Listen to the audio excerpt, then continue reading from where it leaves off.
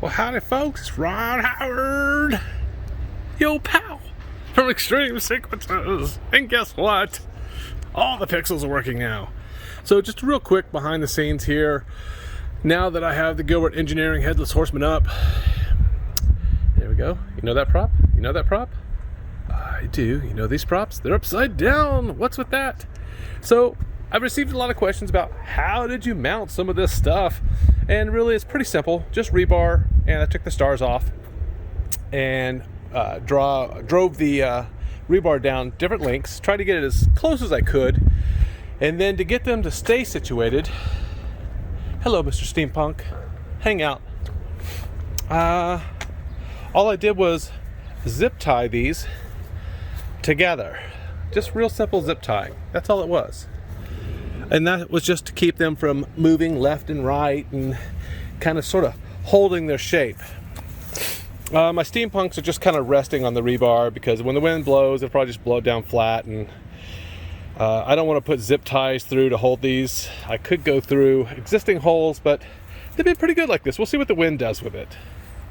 And then the other stuff, as you can see here, this is my makeshift Gilbert Engineering 8x8 spider web. Mother of all webs, I believe it's called. Why did I do it this way? Because it seemed to be the fastest way to get it mounted, because I didn't have any specific mounts, and I saw some great ideas out there with PVC and making it all solid, because I'd love for it to be up higher in the air and hang straight down, but I just ran out of time, so I had to think quick on my feet, and I thought, well, if I could just get all the ends to be supported, that might be enough. So I used some 1/2 inch and some, I think this is 3/4, well, maybe it's all 1/2 inch. And no, it's not. This is 3/4.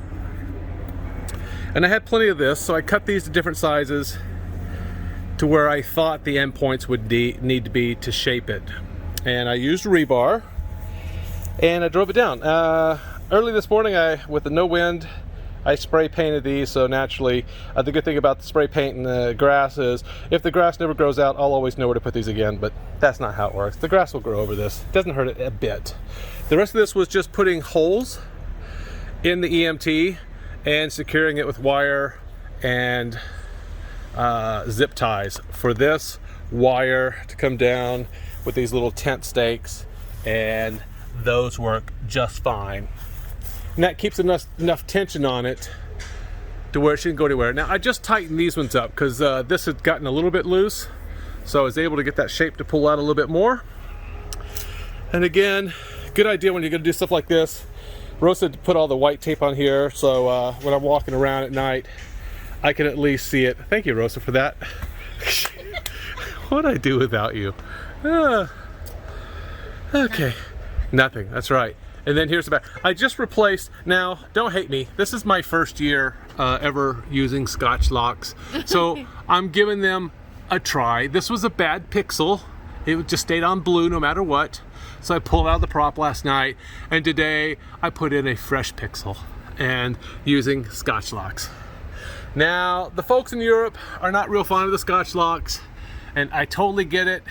I don't push this very much, so I think I'll be okay. But you got to use what you feel is best for your show. Am I sold on them? Not yet, because it hasn't rained. Rosa, get the water hose. Let's spray this thing down. Let's see what it does. Oh, it's not a bad idea. I don't want to do that. Okay. Yeah, thank you, Rosa.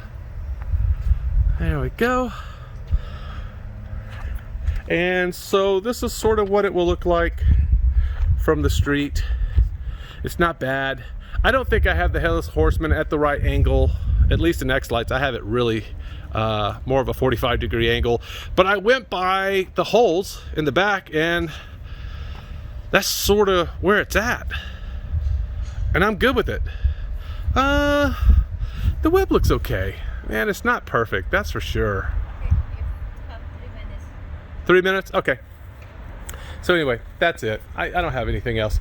By the way, that weird thing that was happening with the one floodlight, turns out output 5 was not plugged in at all. So the flood was plugged into an output that was making it do funky things. So it's in the right output now.